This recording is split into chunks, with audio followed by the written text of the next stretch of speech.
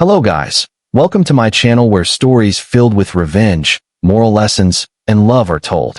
Before we begin, make sure you like this video, share it with your friends, and subscribe so you never miss any of our heartfelt stories. My name is Amelia Clark. For most of my 16 years, I felt like an invisible mistake in a town that didn't want me. Overweight, awkward, and constantly mocked, I lived under the weight of my father's harsh judgment more than anyone else's. Martin Harlow, my father, was a hard man, a rancher with little patience for weakness. To him, I wasn't his daughter. I was a burden, a failure, a drain on his hopes. The town mirrored his coldness. The kids at school whispered about me behind my back, teachers sighed when I struggled, and neighbors averted their eyes. The air always felt thick with silent accusations. Dead weight, they said. Too soft for this life. I carried those words like bruises, and no one seemed to care. It was a cold October morning when everything changed. The sun hadn't risen fully, and the chill crept inside the old farmhouse like a warning. My father stood in the kitchen, leaning on the rough wooden table, his eyes fixed on me like I was a problem to be solved or discarded. I could feel the heaviness of his gaze, like the weight of all my failures pressed down on my chest. "Amelia," he began, voice rough and low, "I've been thinking. You're not cut out for this life. You never will be." I bit my lip, refusing to meet his eyes. I knew what was coming. "You're a waste," he said bluntly, the words sharper than any lash. "I can't carry you anymore." My heart stuttered, but I forced a calm voice. "What are you saying, Dad?" His mouth tightened. "I'm saying I've arranged for you to go away. Sold, actually. To Elias Trent." My breath caught. Elias Trent, the mountain man, the hermit everyone whispered about with a mix of fear and curiosity. "You're going to live with him. It's better than being a burden here." He looked away as if disgust burned on his skin. I wanted to scream, to beg, to plead for a sliver of mercy, but my voice failed me. Sold. I was being sold like cattle, like property. The coldness in his eyes was absolute. I was not his daughter anymore. I was a problem to be handed off. I wanted to tell him he was wrong, that I was worth more, but no words came. Instead, tears stung my eyes, and I turned away, swallowing the pain that rose like a storm inside. The town was worse than my father. Word spread quickly, and the whispers followed me wherever I went. "The fat girl sold to the mountain man," they said. Their judgment wrapped around me like a suffocating cloak. I stopped going to school, afraid of the sneers. The place I once called home became a ghost, a reminder of everything I had lost. The house felt emptier, colder. My mother had left years before, and now my father's cruelty filled the silence. When the day came to leave, I packed the few things I owned, old clothes that didn't fit well, a worn-out notebook where I scribbled secret stories no one would read. My hands trembled as I closed the suitcase. I avoided the cracked mirror by the door because I hated the reflection looking back at a chubby, scared girl with downcast eyes and a bruised spirit. I wasn't sure who I was anymore, but I knew the town had decided. I was worthless. The ride to the mountains felt endless. Elias's old truck rumbled along dirt roads, kicking up dust and leaves. The trees grew taller, the air fresher and colder. The town's noise faded until all I could hear was the wind and the crunch of tires on gravel. Elias sat silently beside me, reserved, weathered, his face lined from years spent far from people. But his eyes caught mine once, steady and kind. "You're not a punishment," he said quietly. "This mountain, it can teach you things." I wanted to believe him, but inside, fear and loneliness clung to me like shadows. That first night in the cabin was the hardest.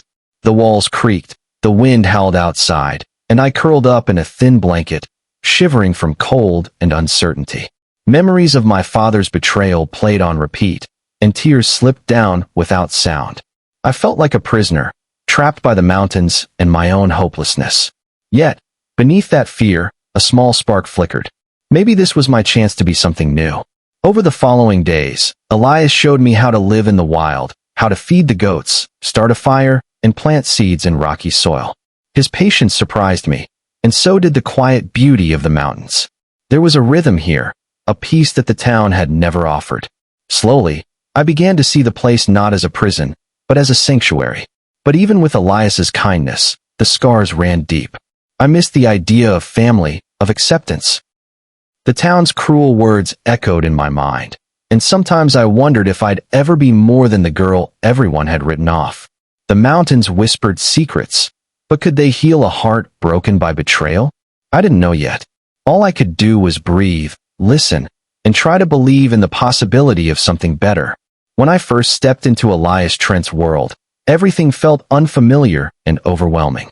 The mountain air was crisp, filled with the scent of pine and earth, but also laced with the loneliness that wrapped around the cabin like a thick fog.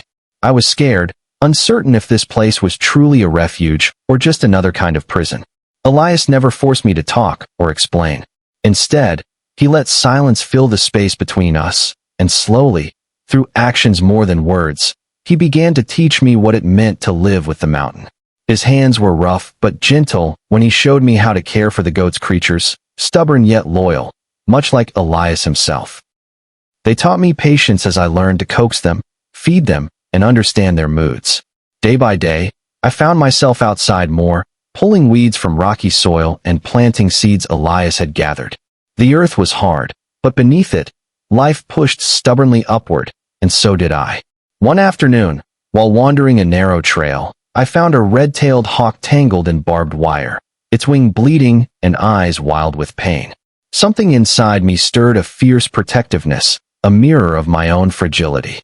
I carefully freed the bird, brought it back to the cabin, and with Elias's help, tended its wounds. The hawk became my companion, a symbol of the healing I craved.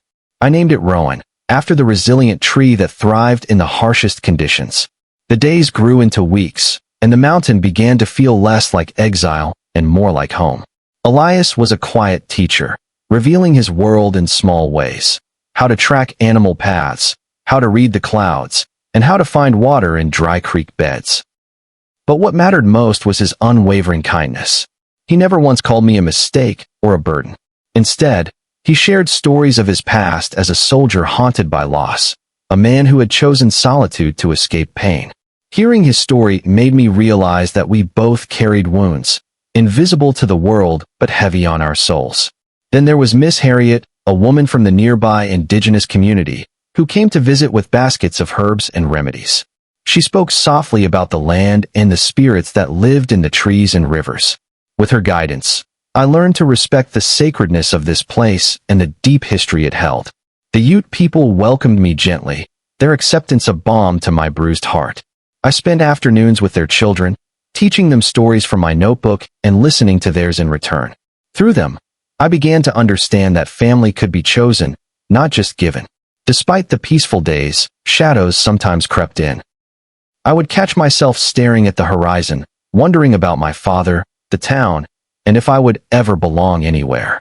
But with Elias and the Ute community's support, those doubts started to shrink.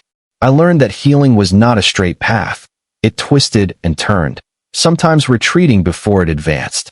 One evening, as Rowan spread its wings and took flight from the cabin roof, I felt a surge of hope I hadn't known before. Watching the hawk soar high above the mountains reminded me that freedom was possible not just from my past, but from the weight of who I thought I had to be. I was beginning to see myself not as the rejected girl from the town, but as someone worthy of love, respect, and a new life. In this mountain sanctuary, I discovered strength in the soil beneath my feet, in the quiet trust of Elias, and in the gentle embrace of a community that saw me for who I was, not who I was supposed to be. Healing was slow and fragile, but with each day, I reclaimed a piece of myself I thought was lost forever. The peace I had begun to taste in the mountains was fragile, so fragile that I could feel it slipping away the moment I heard the crunch of heavy boots on the forest floor. That morning, the early mist clung to the trees like a curtain, and then through it stepped the figures I never wanted to see again. My father, Martin Harlow, flanked by the local sheriff. The sight of him sent a cold wave crashing through me, a wave filled with memories of rejection, cruelty, and betrayal. Martin's eyes were colder than I remembered, hard, unyielding, like a stone carving. "Amelia," he called out, voice loud and sharp, cutting through the quiet mountain air. "You belong with me. This mountain man has no right to keep you here."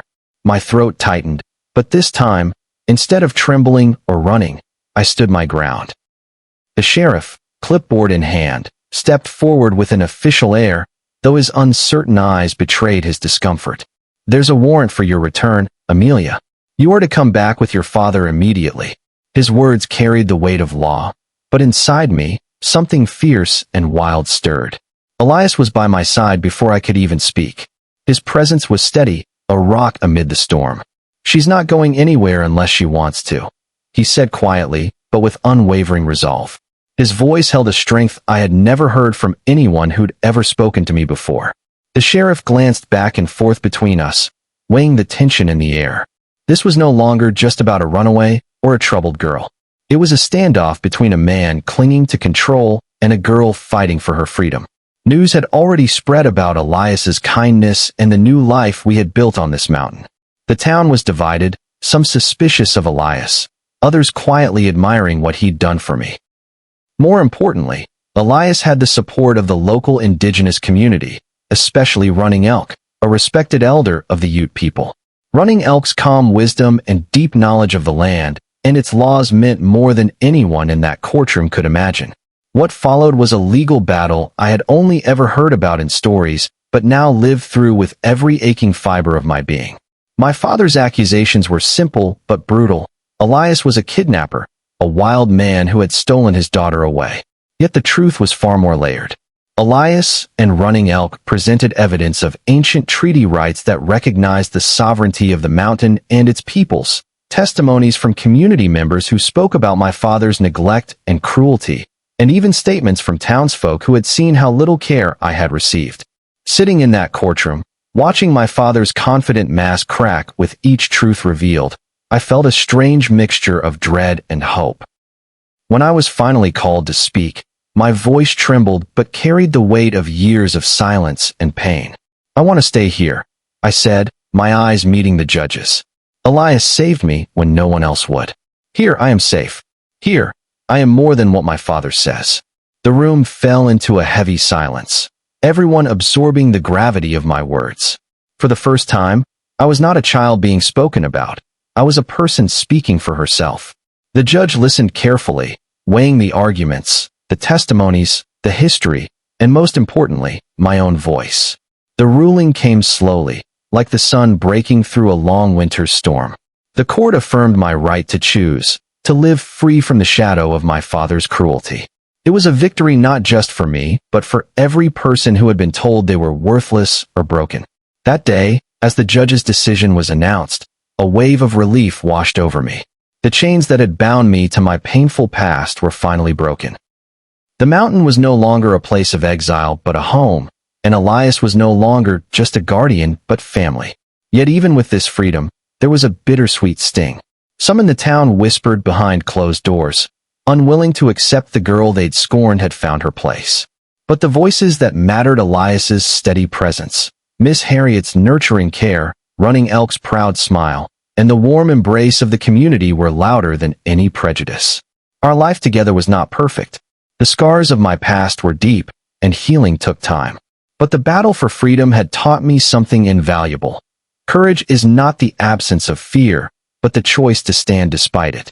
Love is not about blood or obligation, but about who chooses to stay.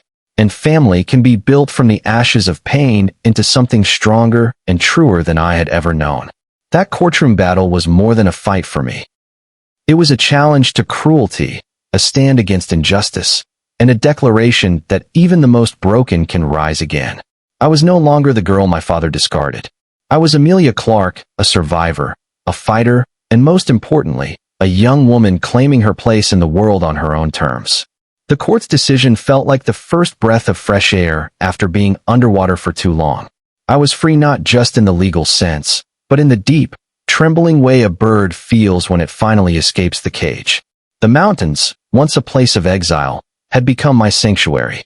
Elias Trent was no longer just the mountain man who took me in. He was the family I chose, the anchor to my drifting soul.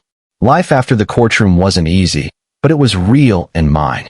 I woke each morning to the cold kiss of mountain air, the scent of pine and damp earth filling my lungs. Elias and I worked side by side, tending the goats in garden, rebuilding the cabin that had become our home. I was learning more than survival skills. I was learning how to live.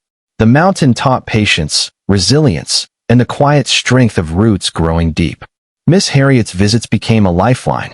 She brought with her not only herbal remedies, but stories of her people, the Ute, and their enduring connection to this land. Through her, I discovered a world of ancient wisdom, rituals, and a sense of belonging that transcended bloodlines. The community embraced me not as the outcast I once was, but as someone worthy of respect and friendship. I spent afternoons with the children, sharing stories and learning theirs, weaving together threads of culture and hope. I took to writing and drawing, filling my old notebook with tales of my journey of mountains and hawks, of brokenness and healing. Storytelling became my voice, a bridge between the worlds I had known and the one I was building. I dreamed of becoming a teacher, someone who could help others find their way when the world turned cold and unkind. There were quiet moments, sitting by the fire with Elias, when I saw the shadows behind his eyes, the loss he carried from a past filled with war and solitude.